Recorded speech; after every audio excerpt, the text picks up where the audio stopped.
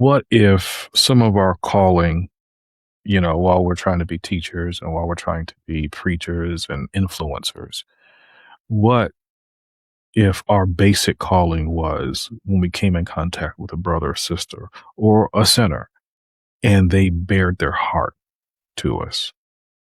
How much more effective would any of the things that we do be if we just listened and accepted? Hey, man, yesterday I took some crack and I stole. And we go, okay, okay.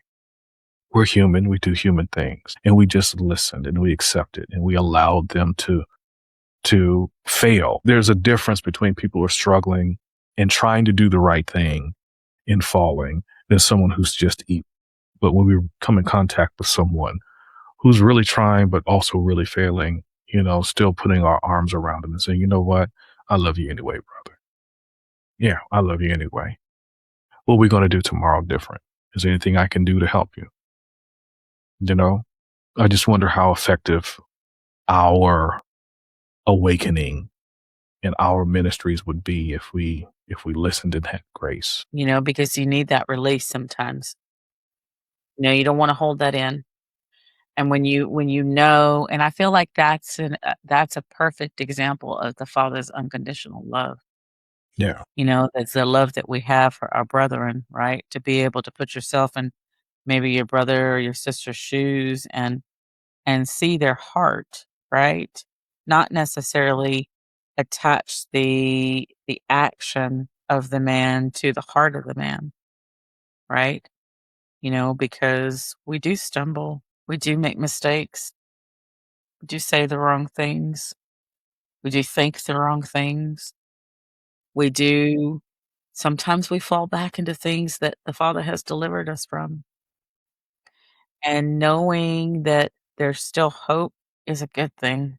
Here's the other side of that coin is that if we know that we're imperfect beings ourselves, and we know that the measure of grace that we give to others is the same measure that will be given to us, then maybe we need to shake off some of these facades so that we can have more grace.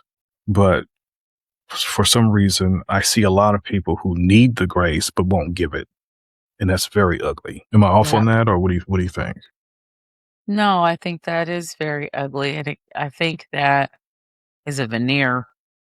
You want people to think I think people think, "Oh, once you come into this awakening, I am righteous," right? And, like, when you attest your righteousness to anything you can do, you're wrong, and that's what happens, and that's why there's that veneer, and that's why there's that pride, that's why we can't love our brethren, that's why there's that judgment, that mashpat that occurs, and people don't feel comfortable telling you something because there's a veneer, there's pride.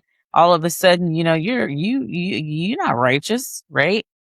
When our righteousness is of Yahuwah, period. But you can't love the way Yahuwah loved from yourself. You have to love the way Yahuwah loved from him. And that's a practice. You gotta know him, you gotta hear him constantly. Mm, Because we're filthy. That's what he absolutely. says. Hmm. We had this flesh which is heavy, right? And it's filled with all kinds of pain, heartache, issues, etc. Yeah. Goes back to that whole surrendering. Yeah. I agree. Yeah, grace is good, Grace is good. especially for our brothers and sisters, because we need it. This is hard. This life is hard, Yeah. kind of. Yeah.